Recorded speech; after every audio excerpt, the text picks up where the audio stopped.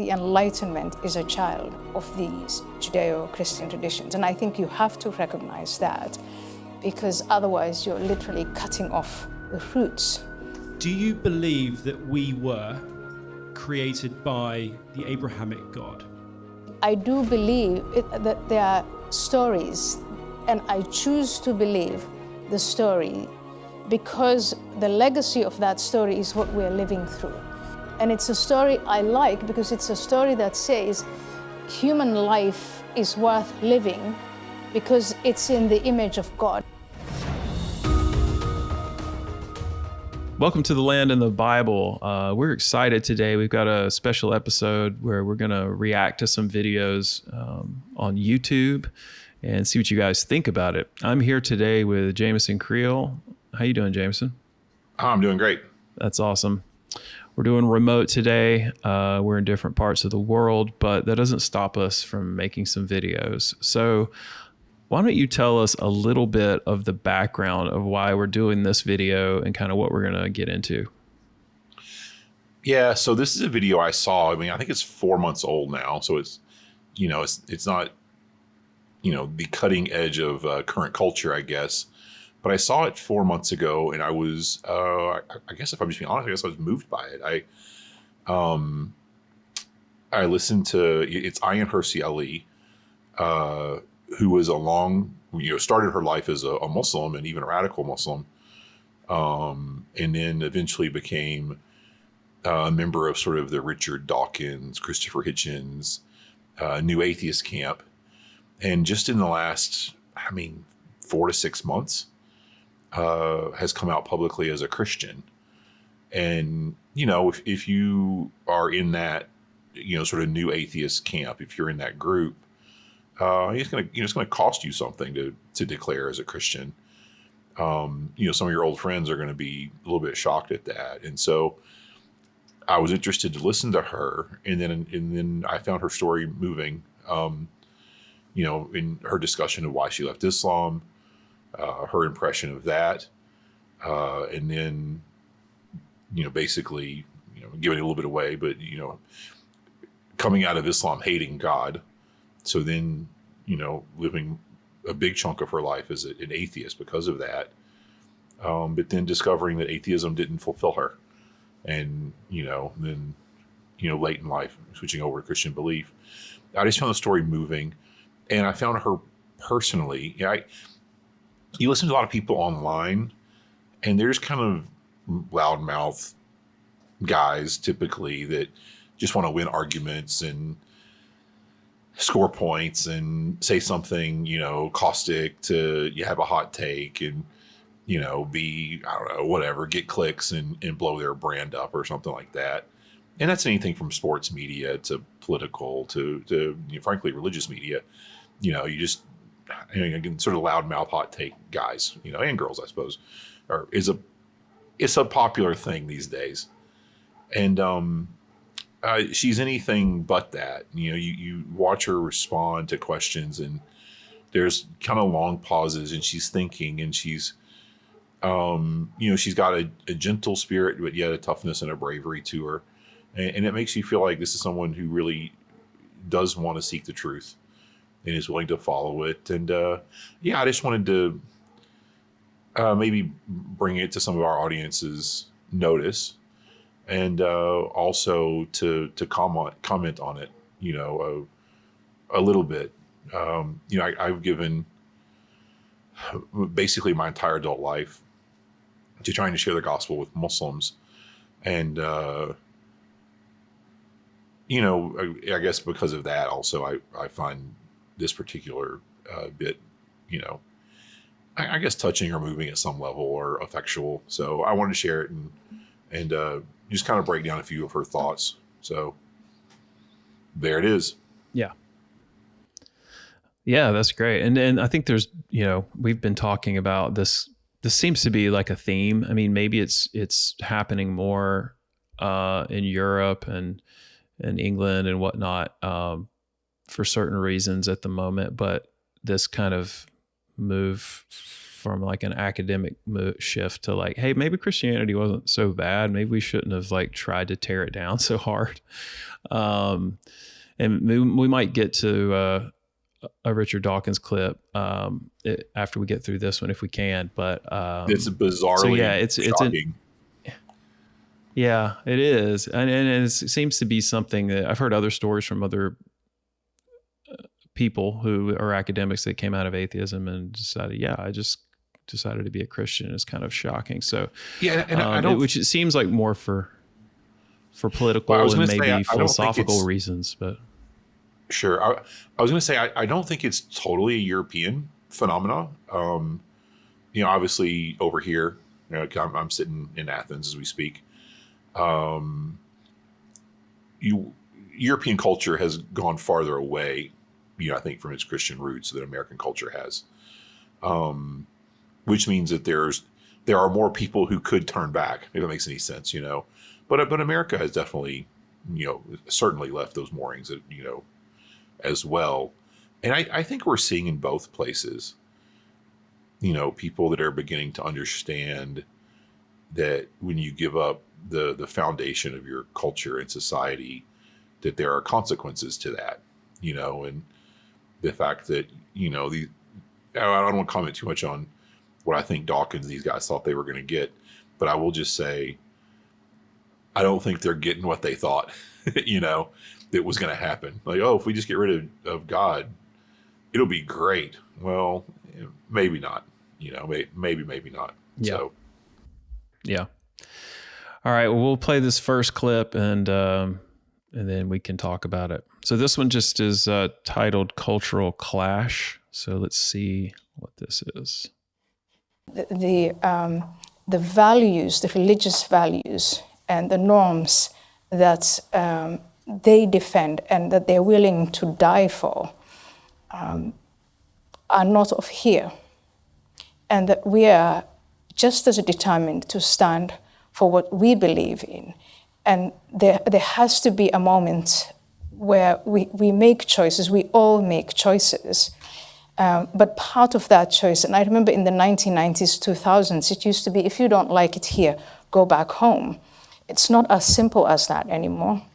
A lot of people who believe in this, who actually believe that Hamas is completely justified in doing what Hamas did, are born and raised here and have been to school here and have their businesses here and are raising their children here. So it's not as simple as just saying, send these people back home. Mm. But I think that there is going to be sooner or later a confrontation about what it means to morally integrate into a society. Oh, okay. So if you watch the full video, at this point, you're about 4 minutes in. And what she's setting up is the fact that she's sharing some of her biography and kind of where she landed and where she is now in her thinking about culture and society. For an American audience, one thing you have to understand that's very different here in Europe from home is the fact that, in the United States, when we get immigrant people, which we're getting a lot of these days, the vast majority of them come out of Latin America. And while, yes, they have differences in culture, they're still at root from Christian cultures. So it's not as big a shock to the system as what's happening here in Europe. Here in Europe, we're getting wave after wave of immigration from places like Gaza, Syria, Afghanistan, Iran, Yemen, Somalia, basically failed Muslim states. And so you've got hundreds of thousands, even millions of people showing up on a regular basis who tend to have, frankly, higher birth rates than the indigenous population, with a completely different worldview, completely different, different religion, different foundational ideas. And the reality is that Europe has not been good at integrating those populations. You can decide who you want to blame for that, but that is the reality.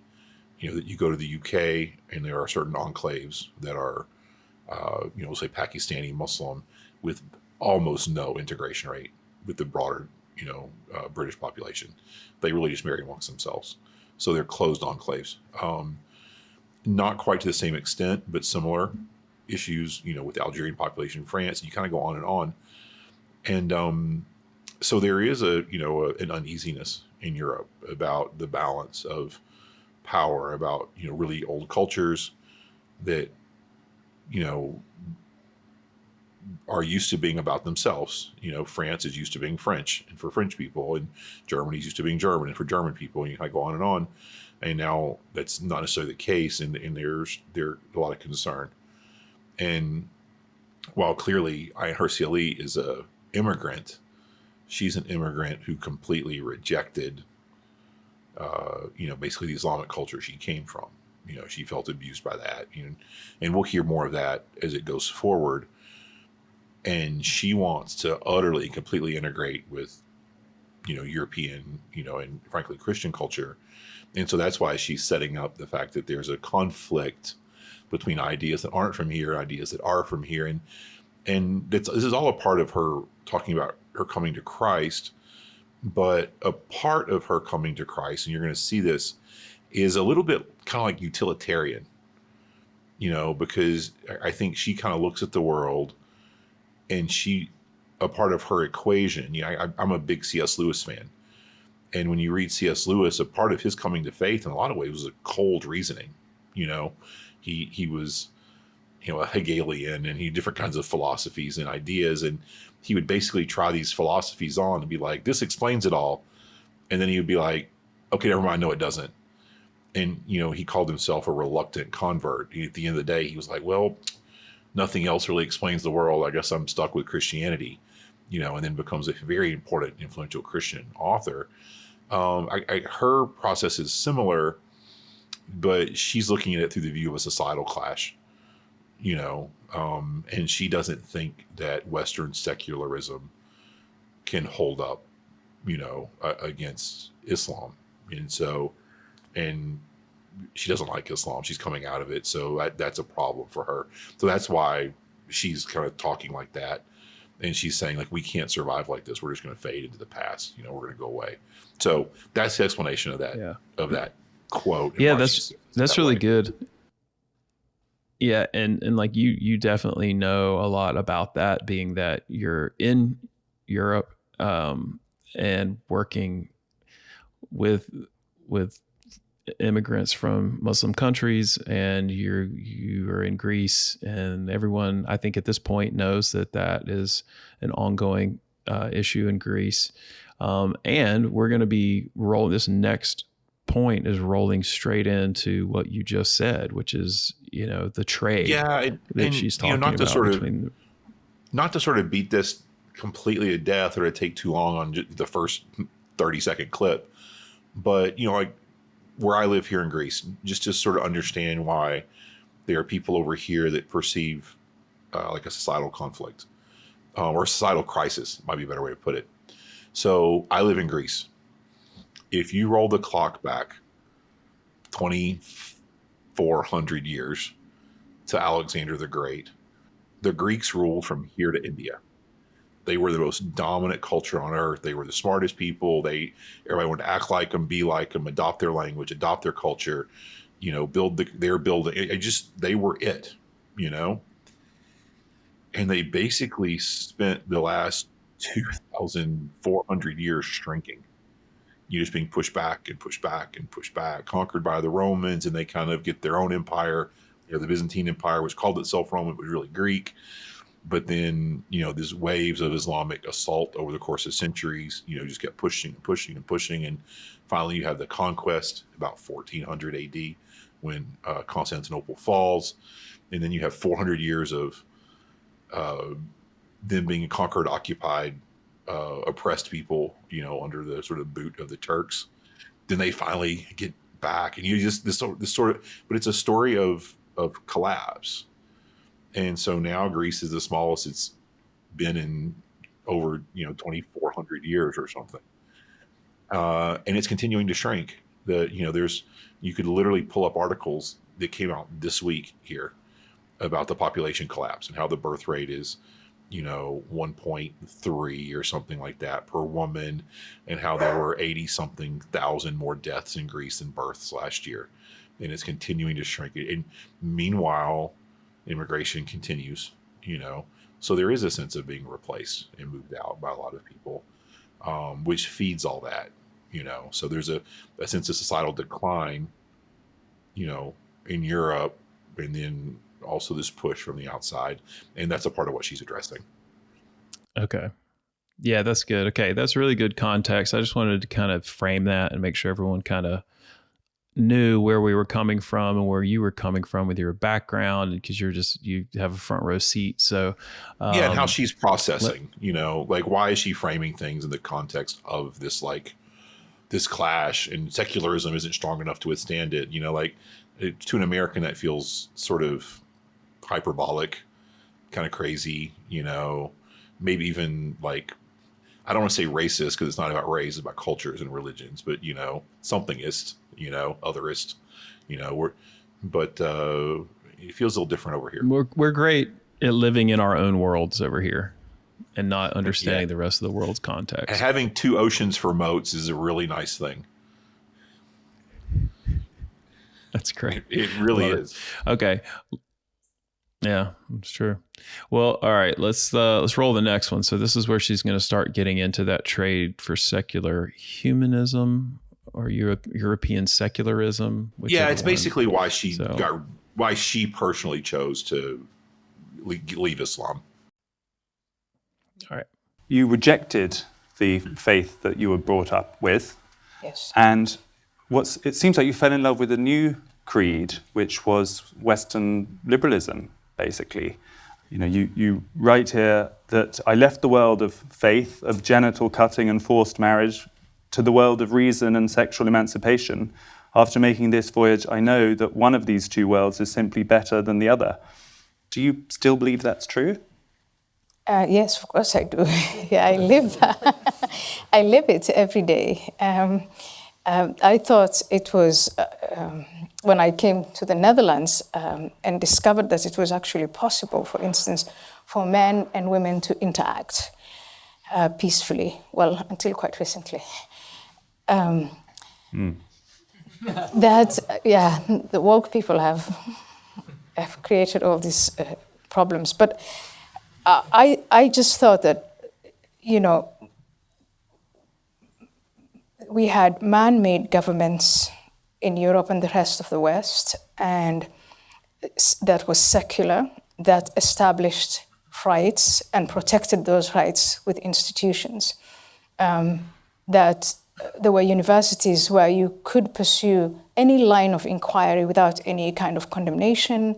These countries were wealthy, there was a great deal of tolerance, and I fell in love with all of that. At that point, I was contrasting it with where I had come from. All right. So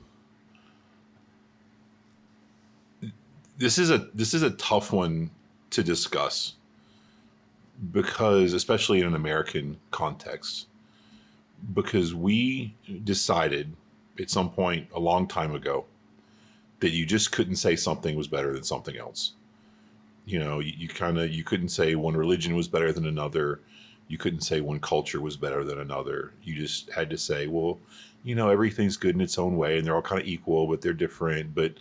And so you have these bumper stickers that have symbols from Buddhism and Hinduism and Islam and Judaism and Christianity, and it's like, let's all coexist. It's like spokes on a wheel. It all goes to the same direction. And the frank truth is that's not Christianity. Jesus Christ clearly says, I'm the way, the truth, and the light. No one comes to the Father except through me. So Buddhism, Hinduism, Judaism, Islam, these things are not other spokes on the same wheel heading in the same direction.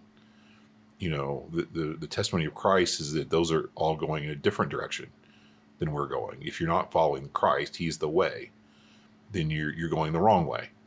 And for whatever reason, it was determined in our culture that to say something like that is like bigoted. You're anti. Well, no, I'm not anti. I just believe in what I believe in. Like, I do believe that Jesus died on a cross and that he, died for our sins and he was resurrected. And then if you accept, I believe the Christian story, which, means that, well, I think that's the best way to live. Above and beyond that, I believe that Jesus tells us how to live. He says things like, love your enemy, bless those who curse you. He gives us ways to resolve conflicts. If your brother sins against you, go to him. And if that doesn't work, bring somebody else, and you kind of go on and on through, what you do to the least of these, you've done to me. You're not judged based on how you treat rich, famous people. You're judged based on how you treat the poor and the needy. The first shall be last, the last shall be first, in my kingdom. So maybe these people at the bottom, you should really think how you treat them, because in the kingdom of heaven later, they might outrank you, So think about that. And Paul talking about how before God in Christ, there is no male or female, Jew or Greek, slave or free. So saying that God loves and cares for, and we have the same status in Christ, regardless of race or gender. You can go on and on and on through all these statements that are core to Christianity. And I do believe that as a person, if you orient yourself around the teachings of Christ, it's better. You're gonna have a better life. And I believe as a family, if you orient yourself around the teachings of Christ, it is better. You're gonna have a better, healthier family. And you can just keep extrapolating that upwards to towns, to counties, to states, to governments, to cultures. But we, for some reason, decided that we were embarrassed to say we ever did anything that was okay or decent or good, because we have done some things that are horrible, like all cultures. So, what she's coming out is because she came out of a culture that she felt abused her, which is, conservative, strict Islamic culture. And you saw what she said, as a woman, she's coming, out of Islamic culture and saying, this is what they did to me. It is common. And, we have to be honest and admit that there are also Christian communities in certain parts of the world that practice these same things, but it's far more common in Islamic cultures, regarding female genital cutting. This is done, and she was victimized by that. So that's something that she, is, that's a deep wound. She feels like Islam is not nice to women. And, the purpose of our podcast is not to attack something, but the reality is that is simply true. Islam is not nice to women. The Quran very specifically outlines how a man should treat a rebellious wife, and it includes hit her. It says very clearly in Arabic, darabha, which means hit her, sort of at the end of the process, step 3, if you would, in that. And you could kind of go on and on. You have statements in the Hadith, which are the additional holy text of Islam outside the Quran, where it says things like, hell is mostly full of women and things like this. And you get the clothing, the whole package. And so she felt oppressed by all that. And she, hated it, rebelled against it. And when she got to Europe and she experienced Western culture where, as she says, a woman could walk around free, do what she wants, and interact with a man on an equal status and just have a conversation, when you go into a traditional home in the Middle East, you don't interact, males and females, if it's a Islamic or religious home, the women are kind of in one room and the men are in another room, and that's just kind of what it is. So she's exactly right. I experienced that hundreds of times, where, you sit with the men and as a male, and, maybe if the wife comes out to bring food or drinks or something, you really kind of just don't acknowledge them at all. And to the extent you do, it's just sort of a thank you or a nod or something like that. You wouldn't even shake hands. Like, that would be considered really out of bounds, So, she felt freedom when she got to the West, and she loved it. And so she immediately jettisoned Islam and embraced Western secularism, because the only God she knew was the God of Islam, and she felt abused by. And then here she comes, she falls into the arms of the Richard Dawkinses and Christopher Hitchens, new atheist guys. Embraced her pretty quickly because she's a really smart woman, and they wanted her on their team. So that's kind of what she's about to talk about next. All right, we'll pick back up. And my rejection, reading Bertrand Russell, and in Holland, I made some atheist friends who said, this has nothing to do with religion. We've also struggled with our own religious darkness and intolerance. And so Christianity, they said, was exactly the same as Islam. And later on, when I met Richard Dawkins and Christopher Hitchens and so on, I think I jumped probably too soon on that atheist bandwagon and accepted the proposition that all religions are the same and are equally bad and equally dark too quickly. All right, so let's talk about that next step that she takes. And this is a part of why I wanted to talk about this video, because I've had this exact conversation dozens and dozens of times. As we record this week, Iran shot rockets at Israel. Israel is pondering how it will respond. The war is raging in Gaza. And I cannot tell you how many young men and women I've spoken to from the Middle East who, when you mention God, they're like, I don't want anything to do with God. God causes all these, it's the religion that causes all these problems, because what they have determined is that if there was no Judaism and there was no Islam and there was no Christianity, then there wouldn't be anything to fight over. Now, I think that's wrong. I think at the end of the day, a lot of this is sort of tribalism, and, for instance, if you look at the Northern Ireland issue in Europe, which is, bring it to our part of the world. I don't think that the Irish were fighting the Scots and the English because the Irish were Catholic and the others were Protestant. I think they were fighting the English and the Scots because they were taking over their country. I think it was far more tribal than religious, although the religion helped because the religion kept the people groups from assimilating. They're not intermarrying because of that. It's a component of it. But I think it's essentially tribal. I don't think the conflict between Jews and Palestinians is about Jewishness and is Muslimness. I think it's mostly just about two people groups that don't like each other. And having said that, the religion does play a major role because that's why you don't intermarry. And it is a part of what defines the tribes, but I don't know if it's virtually inherently religious. Having said that, what happens with all these, I mean, dozens and dozens and dozens, if not hundreds, of young men and women from the Middle East I've spoken to who will say exactly what she just said. Nothing to do with God. God's the cause of all this. And they will say just what she said. It's all the same. We throw it all in the same basket. Islam, Judaism, Christianity, it's all in the same basket.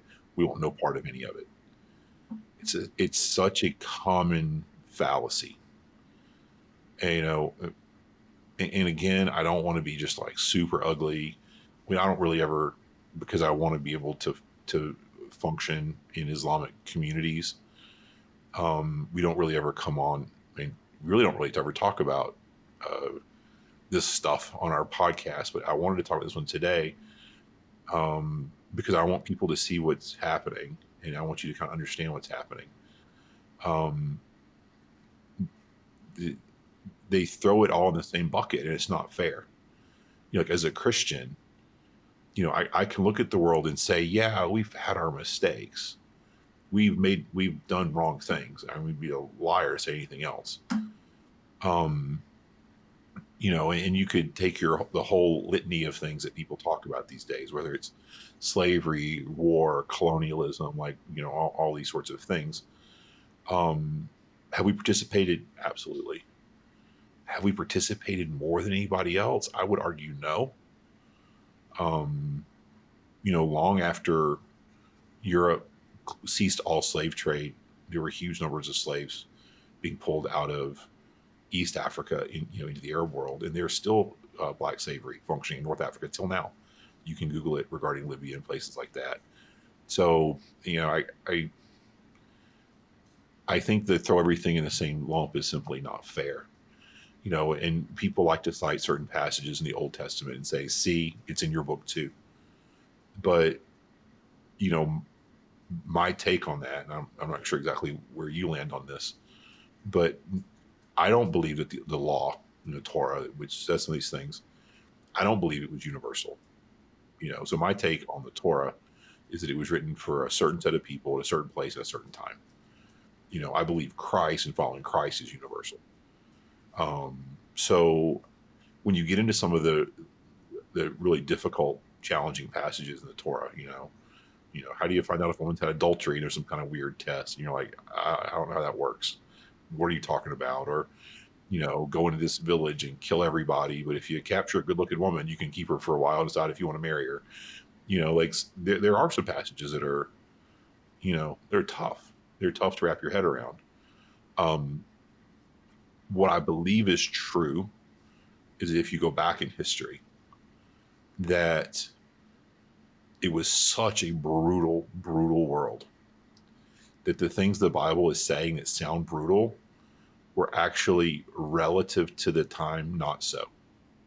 Okay, so like we hear an eye for an eye and a tooth for a tooth. We're like, man, that's rough. Somebody knocks your eye out, just knock their eye out. Man, that sounds terrible. But what was happening at that time, and you read the story in the Bible when Jacob's daughter is raped and they go in and kill all the men in the town, So it wasn't an eye for an eye, a tooth for a tooth. It was like 8 men get killed. We imprison your child. We put you in the, for a tooth. It was excessive. And so God comes along and says, let's have proportionate justice, which to us sounds bad. And you have, Gandhi being snarky and being like an eye for an eye, tooth for tooth makes the whole world blind, which is not true, by the way. But you have these statements made because people don't think.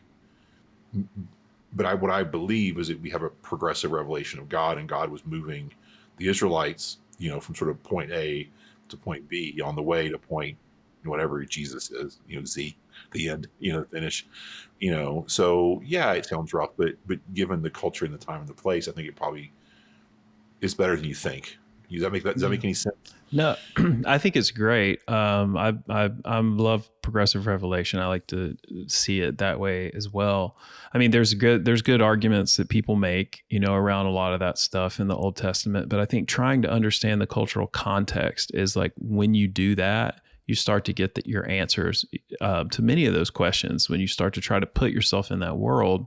And this is one of the reasons why we wanted to start this podcast, is because it kind of ties to what you're just saying, but people, may not even realize that you lived in the West Bank for over a decade, lived in Jerusalem, taught, and really did life there. And really, I mean, in a lot of ways, these things still happen. That Old Testament mentality and that those things you were just saying, that escalation of violence or whatever it is, because of we take for granted the impact that the New Testament has had on the West and kind of the Western mind and Western culture. But I mean, we've talked about it before on this podcast, but I mean, just the way things that would go down in the communities around where you live. Yeah, which is why, a normal thing that I observed in my life over there was, families getting into conflict and like the escalating violence. 2 boys fight. One boy comes home with a black eye. Then he gets 2 or 3 of his brothers and cousins, and they go put the other kid in the hospital. And then 2 or 3 of them go from his family or tribe, whatever you want to say. They come and hurt 3 or 4 of those. And, I've seen family conflicts that, where it ends up with, buildings getting burnt, a lot of property destruction. You end up with 40 or 50 guys from each side fighting each other with sticks and just crazy stuff, and a lot of people getting hurt and a lot of destruction, because it is rising spirals of violence. But just to get back to her, because her specific issue, I think, is she did not like how Islam treated women. And she lumped all the religions into the same basket. You're all abusive. You're all bad. And I just simply don't accept that. I look at Jesus, as the greatest hero for the treatment of women in the history of the world. And Paul is number 2, right behind him. And people think Paul is this super misogynist. And it's so far from the truth. Paul saying that, that God loves us all the same. It's shockingly radical. In that passage, it's in Galatians, if I remember correctly, it says that we're all sons. And some people are like, oh, it's so misogynistic. We're not sons. We're all sons. No, what he's saying is that the women have the status of sons. They have equal inheritance. Because in the Roman world, women didn't inherit. Boys inherited. So he's saying in Christ, we're all sons. It's a radical statement if you understand the context, right? And when him coming along and saying like, hey, men, you can't get divorced because men would marry a woman and have a couple kids by her, get sick of her and chunk her out. He's like, no, you got to stay married to the same woman and take care of your kids and take care of her. We get in the modern world, because we're so spoiled, what we currently have is like a feminism of equality. We want to be equal, we want to be equal. But what Jesus and Paul were engaged in was if you want to call it a feminism, it's probably not the best word to use, but it was more concerned with care, because women were being pretty abused at the time. When they come along and say, no, men, you cannot divorce those women. You got to stay married to them. You can only be a man of one woman. Paul would later say, if you want to be a leader in the church, so you can't have multiple wives. More was done. And Paul saying you have to love your wife as Christ loved the church. Which means that your decision-making processes in family should revolve around what's good for her, not what's good for you. This is all crazy stuff. So we don't go in the same basket. We simply don't. There is no equivalent scripture in the entire Bible to the scripture in the Quran where it talks about how to treat a rebellious woman, where it like literally says, verbally reprimand her, then put her out of your bed, which works if you're polygamist. You're like, you got wife 2, 3, and 4 that you can give your attentions to. And then finally, drapa, hit her, beat her. It's clearly stated, there's no equivalent to that. In our book, there's no equivalent to, again, hell is mostly full of women, and you could kind of go on and on with those kind of statements, which are simply there, So, no, I don't accept being put in the same basket, and she admits that was a mistake. She's like, initially, I wanted away from God, just secularism. Then, something changed. So. Okay. Yeah. That's a lot to take in, but it's good discussion. So let's go with I think the Enlightenment piece is definitely a good clip. So let's go with that one. There have been all of these debates within Christianity about tolerance and how much scientific inquiry and how far do we go that, the human rights and where does that stop. These are all children. The Enlightenment is a child of these Judeo-Christian traditions. And I think you have to recognize that, because otherwise you're literally cutting off the roots. There was, when I was at ARC, the Alliance for Responsible Citizenship, one of the participants said that Western civilization risks becoming a cut flower. And I think that's what we don't want. We don't want to pretend, I don't want to pretend that all of these great things, the nation states, the universities, all of these economic advances, military advances, that somehow they just came floating along with the Enlightenment. I think the Enlightenment is a product of that. I'll just say this was a really good clip, because you do get a lot of pushback from atheists about the Enlightenment. They're like, no, it's like Christianity is not doesn't get the credit. The Enlightenment gets the credit. So I think it's an interesting thing, considering that the Enlightenment was, a Christian movement. Right. Yeah. All those questions came about because of faith in God and science, and like trying to, Descartes, it's like, I'm going to prove God exists with logic. Like that's essentially the thing that kicked it off. Yeah. And if you go back to the roots of what she's saying, there's a process that takes place in any culture when you embrace an idea or an ideal, right? So the West, Europe, embraces Christianity, which has things like Paul saying, before God, there is no Jew or Greek, male or female, slave or free. So God loves a poor slave girl as much as he loves the emperor, let's say, which is shocking. But you also have hundreds, maybe thousands of years of slaveholding and classism and, whatever in your culture. And so it takes a minute to think through those things, to hear like a slave's your brother in Christ. Like, what does that mean? How do I treat him? Or God loves your wife as me. You have Peter saying, if you misuse your wife, God's not listening to your prayers. God's mad at you. You're abusing one of his daughters. Like what? Huh? And and so that you start processing that as a culture and having conversations about it, and you start changing, and, the analogy that I've heard before is that, Paul was like an atomic bomb going off underground that led to this series of rolling collapses, and changes over the course of, a couple thousand years now, and that's true. And it's all true in the life of the United States. You have a country that's founded on this ideal that all men are created equal and endowed by their creator with certain unalienable rights. And among them are life, liberty and the pursuit of happiness, right? Okay.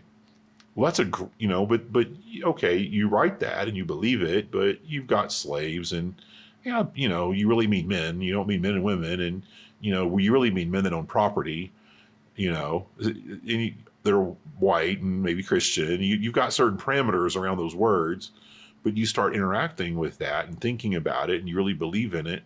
And then you have to start living up to your ideal. That takes time. That takes a process, as a culture matures. And Christianity, because people did buy into it, they did believe their text. What you have in Christianity is a history of ongoing reformation. We think of the Reformation, but that was just one. There were also reformations within Catholicism before there was a Reformation that broke Catholicism.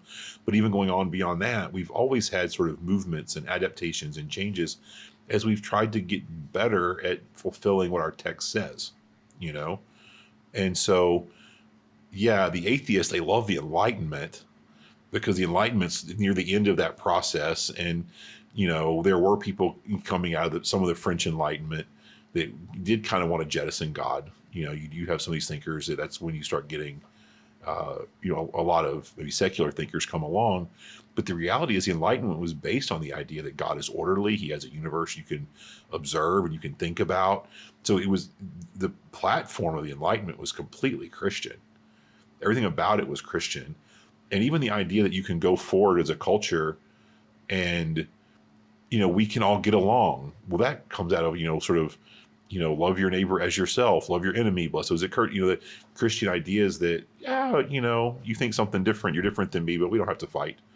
And now, having said that, before you get killed in the comment section, I guess, of course Christians have fallen short of their ideas and ideals constantly throughout history. Of course we have a history checkered with warfare and absolutely bad stuff.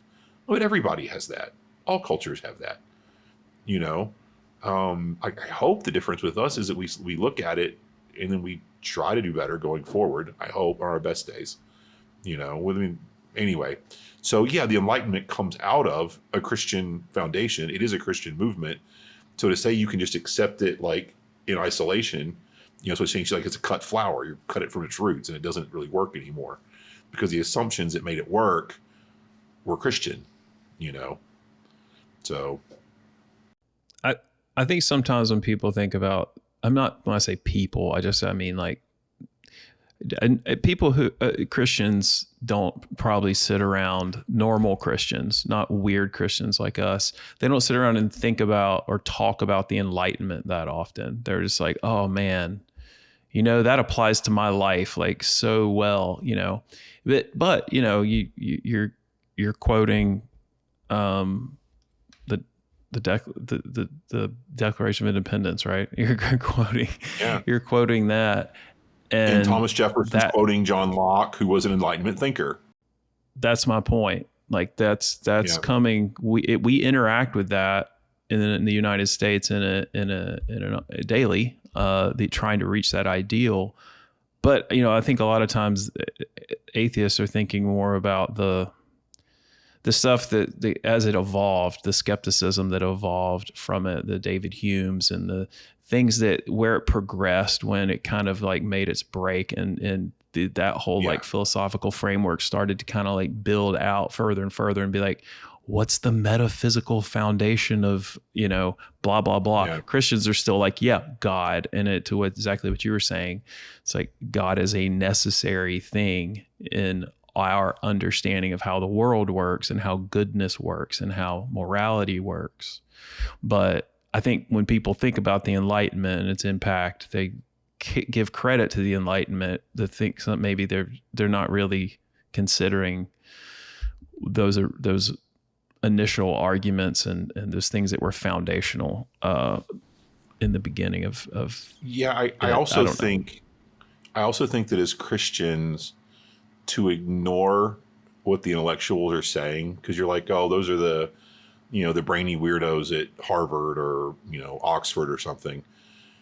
You do that at great peril, because if you go back over long swaths of history, what you see is that some brainy nerd, writing a book somewhere, Karl Marx, throws an idea out there, then somebody else, a Stalin or whoever, reads it, Lenin, I guess, Trotsky, these guys, and they're like, let's make this happen. So you're usually a couple generations away. John Locke, and then Thomas Jefferson reads it and it's like, let's make a government based on that. What's America? We have some other influences as well, but Locke is really important. So you have these thinkers that throw ideas out, roll the clock forward to the 1950s and 60s. You have people like Derrida running around saying words don't mean anything. It's all just opinion. Not, next thing you know, you that have sounds familiar. Yeah. But it took it 60 years to work its way into the general public, because, those idiots, taught some kids that, and at some point it burst out into the general whatever. And all of a sudden everybody's like, well, that's just your perspective. It's not really true. There is no truth there. Like, yeah. So I think you really ignore the intellectuals at your risk, at your peril, because what's happening in academies, it does trickle out of those places or burst out of those places, sometimes 20, 40, 60 years later after it's incubated. And so, anyway, and we don't give it enough credence, because it does matter. And I think the point of this video is, and some other stuff maybe that we're going to look at, is that, that stuff bursts out and the result isn't great. And now people are kind of maybe being like, I don't know, maybe we should put some stuff back. Well, okay. So we got a few more. I'm going to play this one, and it says God-shaped hole. So I think she was talking about, so she's personal. This is a good one. Telling her story and how it kind of drove her to explore faith, I guess, from an atheist perspective. Yeah. But on a very personal level, I went through a period of crisis, very personal crisis of fear, anxiety, depression. I went to the best therapists money can pay. I think they gave me an explanation of some of the things that I was struggling with, but I continued to have this big spiritual hole or need, as you call it. I tried to self-medicate. I tried to sedate myself. I drank enough alcohol you could use to sterilize a hospital. It would not, nothing helped. I continued to read, books on psychiatry and the brain, and none of that helped. All of that explained a small piece of the puzzle, but there was still something that I was missing. And then I think it was one therapist who said to me early this year, I think, Ayaan, you're spiritually bankrupt. And at that point, I was in a place where I had sort of given up hope. I was in this place of darkness, and I thought, well, what the hell? I'm going to open myself to that and see, asked her, what are you talking about? Mm. And we started talking about faith and a belief in God, and I explained to her that the God I grew up with was a horror show. He created you to punish you and frightened you, and as a girl and as a woman, you're just a piece of trash. And so I said to her, I explained to her why I didn't believe in God, and more than that, why I actually hated God. Okay, what I just wanted to point out there was just to note her process, and that she had given up Islam and accepted Western secularism, which she still says is better. She'd rather live under Western secularism than Islam. But having said that, she had, in her words, the God-shaped hole in her heart. And she just wasn't okay. And that's what I think happens. And I think that's why a lot of people are pulling back from secularism right now, and from atheism and godlessness. And, and I think we're going to see more and more as people realize that those philosophies they're not enough. And, she talks about the depression, meaninglessness, nihilism. I'm a child of I was born in the 70s, but, I was a high schooler and a, college kid in the 90s. And, nihilism was all the rage, and apathy, and nothing matters. And it just leads to destruction. It leads to suicides and drug use, and, believing in nothing, and nothing matters. And it just doesn't work, as a human. Later on in one of the clips, you'll talk about saying that humans have no more value than mold. It's just a bad idea, and it's not a good thing to tell our kids. It's not a philosophy that works. And so I don't see how, again, Western secularism, in the end, it just falls short. It doesn't explain human value. It doesn't explain why, when you hold your baby and that's magical, that's special, it's spiritual, there's something real there. It doesn't explain those moments. Science can't explain why your wife is valuable to you. It just can't. There's too many things it can't explain. And that's what she's talking about, is that you embrace that atheism, but it just leaves you with a hole in your heart, and you're at the core of who you are. And so she couldn't take it, and we'll get her next step. She'll explain it next. And then she asked me to design my own God, and she said, if you had the power to, attribute a higher power, if you had the power to make your own God, what would you do? And as I was going on, I thought, yeah, right. That's actually a description of Jesus Christ and Christianity at its best. And so instead of inventing yet another new God, I started diving into that story. And so far, my husband and I went about, both of us, saying we're atheists, and now I like this story. I exploit, and the more I look at it, the more, I don't want to say I'm fulfilled, but I feel I no longer have this need this void, I have to say, and I feel like I'm going somewhere. There are standards that I have to live by that are quite high, and that's daunting. But these are standards that I'd rather aspire to and fail. Yeah, okay. So her testimony is unique, it's different. You know, she's an intellectual, so it's not the standard southeastern United States. You know, you come to a church service and the pastor preaches, you know, some sort of fiery thing, and you come down in the front and pray or something kind of story.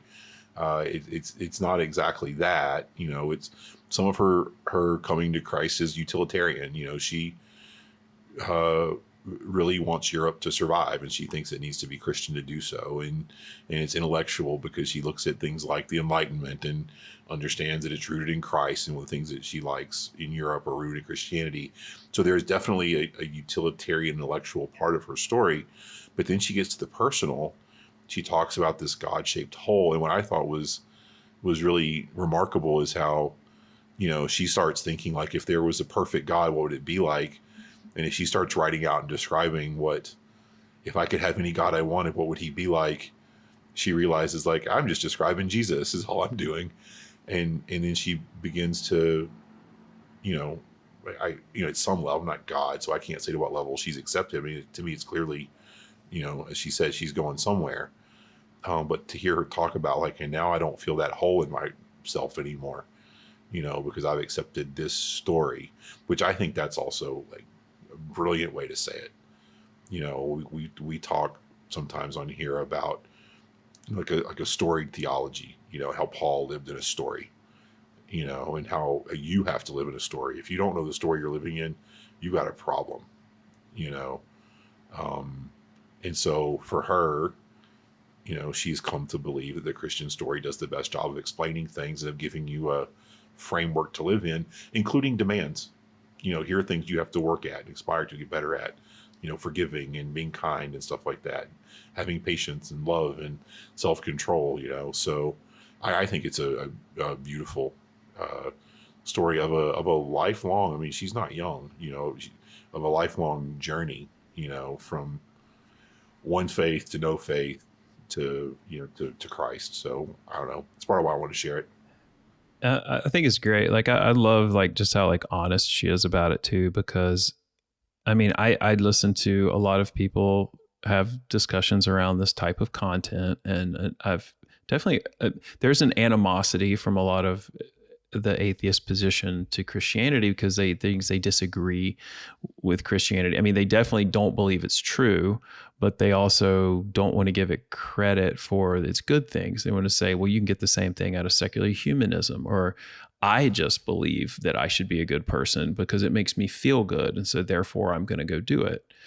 And I think it's really unique and admirable, honestly, that she's like, I looked at it and was like, that's just Christianity is what I'm talking about. So I'm just going to do that. So we've got just a few more clips that are from the Q&A section. So if you want, I can play through some of these. Yeah, let's hit them. We'll do them quick and just stop me if okay. when I need to pause it.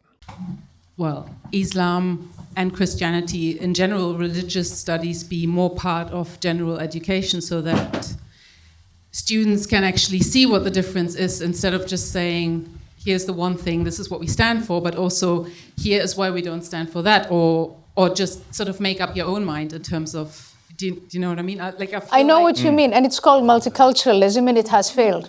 But they don't teach it in school, though. That's exactly the core of multiculturalism, is that all of these cultures are the same, they're equal. Why don't we just have a menu of these different... Let her answer. Yeah, you have just a menu of these things, and why don't they just choose? And I think that it's unfair to young people to be told they're all equally the same. They are not. And we can sit here and I can argue why they're actually not, and Western Christian civilization is superior.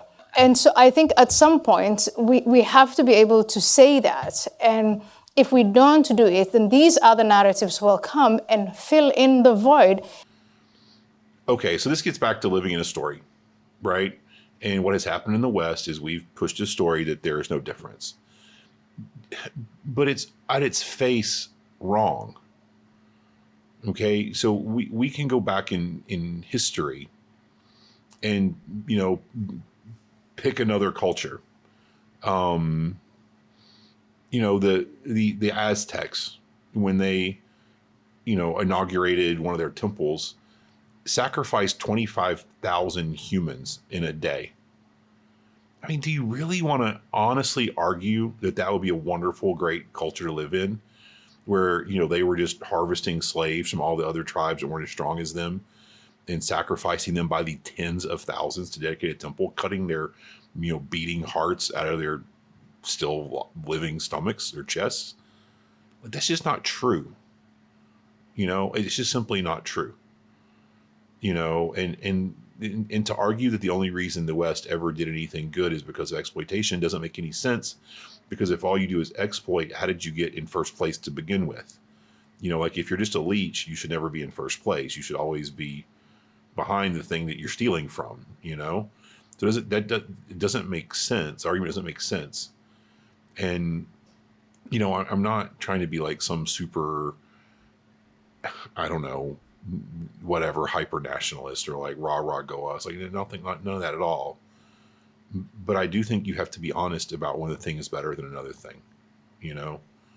And, you know, the reality is I live in a place where people get on boats and risk their lives to paddle across a sea to get to an island where they perceive hope. Why? Like, why? Why do people paddle from Syria, Afghanistan, you know, write the list out to here, but nobody from here paddles there? I mean, there is a reason, you know, like, and for us to just lie and say like, that's just as good, it's fine. Like, no, it's not. And our kids need to, you know, in my opinion, live in a story that says, you know, a Christ-based culture is in the end where I want to be. You know, I think that's what she's arguing for. And I completely agree, you know, that we need a Christian story at the heart of our cultures. And we can focus on our failures, and we should think about our failures. And that's fair, you know, in the sort of the critical theory people. That's what they want to do, is just like critique. But then answer the question, what's better? You know, show me a place on earth where there has been more human flourishing than Western Christian culture, and I don't see it. So anyway, yeah, that's good. If you want it. Love it. Okay, so the next one is she's talking about the question is, has atheism failed? That's the question from the audience, I believe. So I'm going to play this.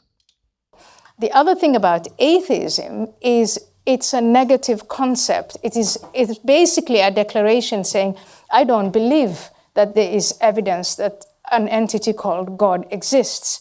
Other than that, it's nothing else. It's an assumption that if people conclude that, we're going to have all individuals, you know, united around reason and enlightenment and knowledge and tolerance and moderation. But that's not how it turned out to be. That's great.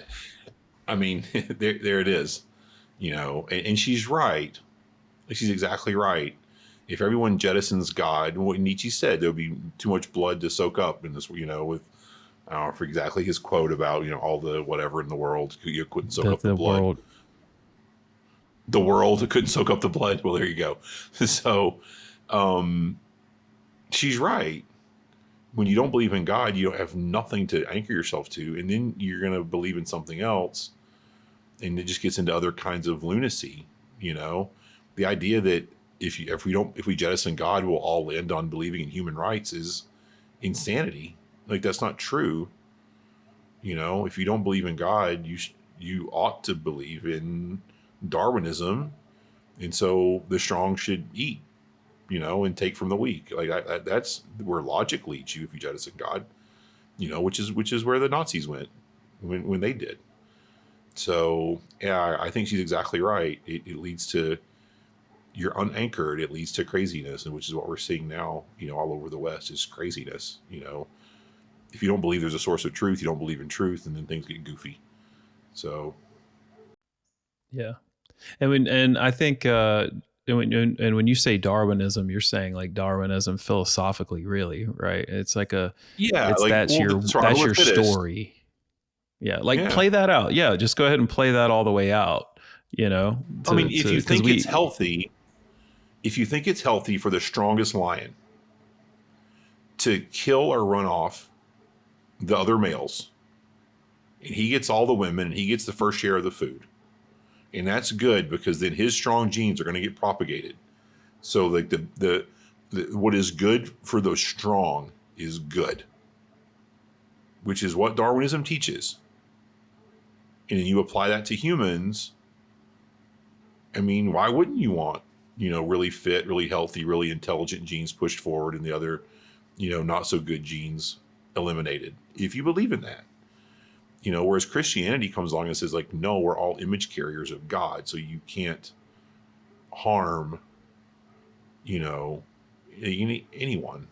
The most dysfunctional, mentally handicapped person who's never going to produce anything, regarding wealth or,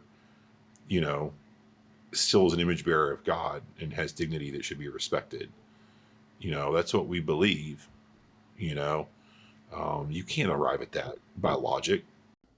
And is it ironic that your description of Darwinism is basically what the culture was like at the time that the New Testament, that Jesus comes onto the scene, that the New Testament's being written?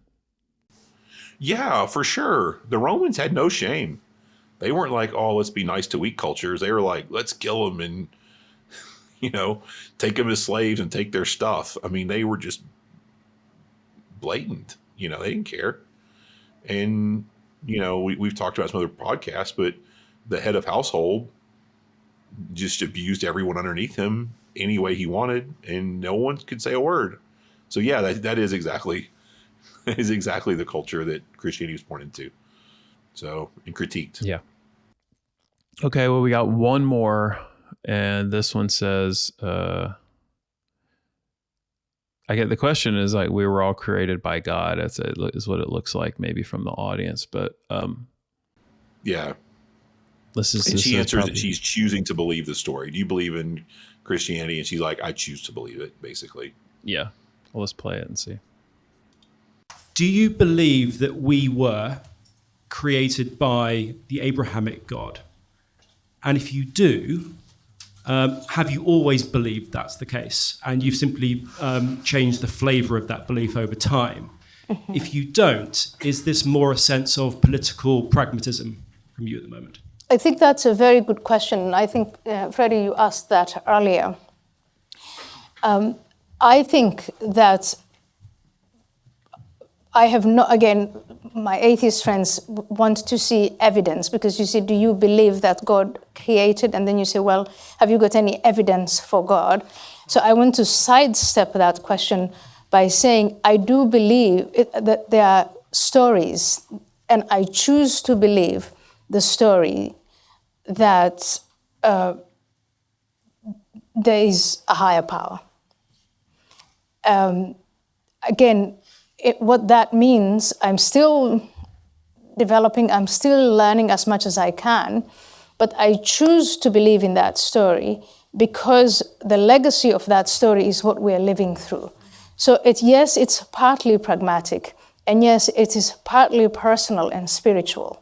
And it's a story I like because it's a story that says human life is worth living because it's in the image of God. And instead of seeking God somewhere out there who's ordering you to do all sorts of things, God is something in you. That's much, much more appealing to me than the story of there is nothing there. You have no more value than mold. And that's atheism. And I think if you tell people they have no more value than mold, then you will, what's the point? So yeah, I just like her saying, I choose to believe the story. You know, and again, I'm not God, so I don't know exactly where she is. I don't know exactly to what literal extent she's accepted Christ, but you hear that statement, I choose to believe the story. And I think, you know, there's a story in the Bible where, you know, Jesus asks a guy, do you believe? And he says, I believe, help me with my unbelief, you know? And I just think God is capable of taking us where we are. We're honest. Like, yeah, I believe, but I've got these doubts, these issues. And God's like, I can work with that. Come on. And so I hope, you know, that she's typical of maybe millions, you know, and we're going to start to see people who find that secularism hollow begin to turn back to a Christ-centered way of living, you know, and choosing to believe the story that there's a God that loves them, that made them. I think that's a really interesting distinction, you know, just to say, like, I choose to believe something versus like, do you believe? It's like, do I believe what? Do I believe exactly what? Like, you know, like I saw Richard, I think we're going to review this one too, Richard Dawkins, on like a news channel or something, and they were talking about faith, and he's talking about, it was like on Easter, I think, recently, and he was saying he's like, I want to live in a Christian culture. I said, like, this atheist guy saying, I am culturally Christian. And then the anchor kind of pressed him on it, and he was like, no, I have to say, like, that I think what Christians believe is nonsense. But like, if we had a world without Christians and without Christianity in this country, that would be a sad day. He's like, if we got rid of all the cathedrals, it would be a sad day. And then he like presses the anchor. She's like, well, I think I probably would believe a little more strongly than you. And he's like, well, do you believe it? And he's like, do you believe, you know, Jesus was born of a virgin? Do you believe that he was raised from the dead? And she just is like, you're really putting me on the spot. And she's like, I want to believe it, is basically what she's like. I believe it, but I want to believe it. But it's not like, I think that's the essence of it. It's like, can you prove it? Well, I mean, who can prove anything? If you want to believe it, kind of like the C.S. Lewis challenge, live as if it's true, and you will find that it becomes true for you, because you can't prove anything. You will find miracles. God will work in your life. You know, all these things will happen because of an experience you have with your faith. And yes, there's really great evidence, but it's, you know, I think this is a very reasonable approach to say, like, I already want to behave this way, and I'm just gonna act as if it's true, and I'm gonna say I want to believe it, and I'm gonna choose to believe it, you know? Yeah, that's my take on it, at least. Even the word for faith, you know, in the Bible, you know, pistos, it describes what I'm doing right now and sitting in this chair. You know, like, believing in the chair means I'm going to sit on it, you know, because if something's wrong with it and it breaks, you know, well, that'll be bad, you know, might get hurt, sure get embarrassed. You know, what do you choose to put your weight on? And, you know, if it's a ladder or something, you know, the risk gets more. And if, you know, you're driving your car across a bridge or something, you know, you're choosing to put your weight on something, you know. You know, if you believe a stock's going to go up, then you buy it. You know, if you're like, I think Apple's going to go up, but you don't go buy Apple, well, man, did you really believe it, or are you just talking? You know, like, real faith is what you put your weight on. And so I do think you can look at a thing and, you know, not have this 100% utter certainty, like 2 + 2 = 4, but you're like, yeah, I think so. I want to put my weight on it, you know, and it's a good way to test it. Yeah. And then, you know, see if God shows up, live like he says, do what he says, you know. Again, I believe, help me with my disbelief, you know. C.S. Lewis would say, I have doubts, but I doubt my doubts, So, I think that's a perfectly fine place to be, and you move forward like that. And as you move forward and you see God reveal himself in your life, then you're like, oh yeah. And you trust him more, you love him more, and things grow. It's a relationship for a reason. And I think where she is as a baby believer, taking some infant steps and being pretty brave, it's a perfectly fine place to start. And I would interested to see where she goes, with her journey. Yeah. Yeah. I really like this. I think it's great. It's refreshing. And, just personally, it's like skepticism. I feel like a lot of time in our world, it's reached like this point of lunacy in a lot of ways, where it's like what we treat spirituality and faith, things that were just part of your culture, part of society, part of like things we now take for granted, that there is a God, and that it's meaningful to have a spirit. It's a meaningful part of existence to have some type of like spiritual structure to our lives, to live in a story, as you would say, and as she was saying in her story, like you got to reconnect. Her therapist is like, no, go reconnect with like some type of a spiritual faith experience, like go explore this.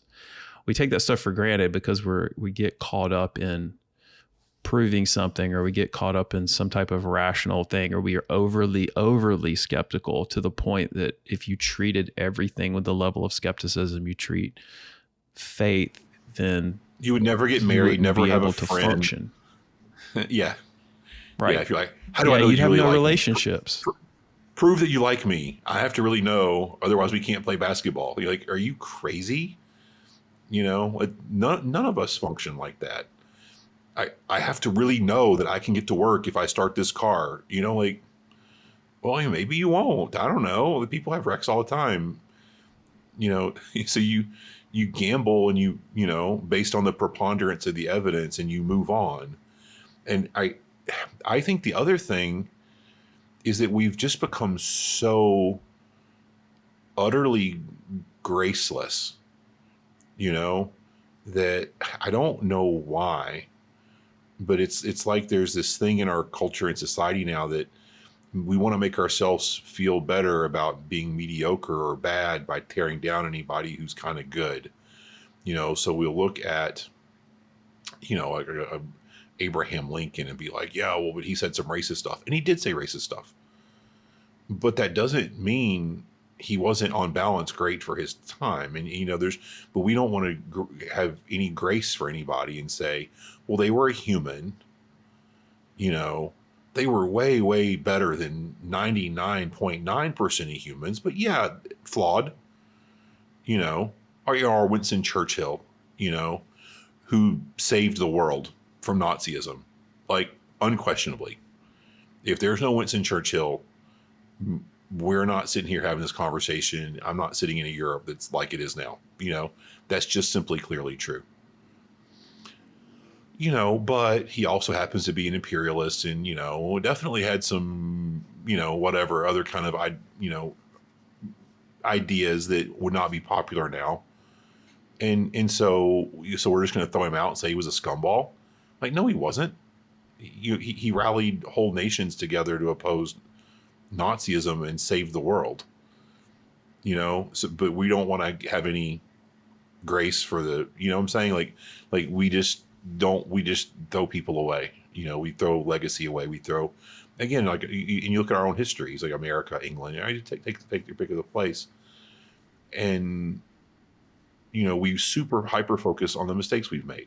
Oh, we've made mistakes, but we don't talk about obviously slavery is a hot button issue, and nobody talks about what England did to stop slavery, with Wilberforce. They chose to vote to end it and to end the trade and to commit their own navy and their own, power and resources to stopping everybody else from slave trading too, and lost men doing it. So like, we don't talk about, the English Empire did some horrible things in India, different places. Absolutely.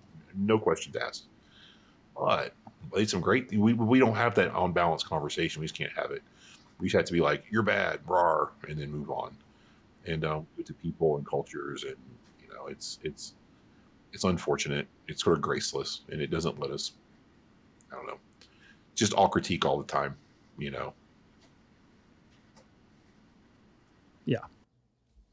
Well, I think that's a good spot to wrap up, but this was good. And I think we're going to do some more of these. So I know we have a couple other ones that we want to talk through at some point, but hope everyone enjoyed this. And if you did, you can go and listen to this podcast if you're not already, anywhere podcasts are streaming, and check us out on YouTube if you aren't already here. And go ahead and like and subscribe and share with a friend, please. And then if you enjoy this, go over to thelandandthebible.com. We have Bible studies where we've traveled all around the Holy Land, and we've gone to Turkey and Greece and explored all of the sites that are in your Bible, Old and New Testament. And it's kind of what we call a travel show meets a Bible study. So go over to thelandandthebible.com and check those out, where you can get access to a premium subscription, or you can buy individual studies on all kinds of different topics. And we'll see you next time. Thanks for watching this video. If you enjoyed it, click like and subscribe. It really helps us. And if you really enjoyed it, go on over to our website, thelandandthebible.com, and become a supporter. It helps us generate more content and gives you access to our full library of video and Bible study content.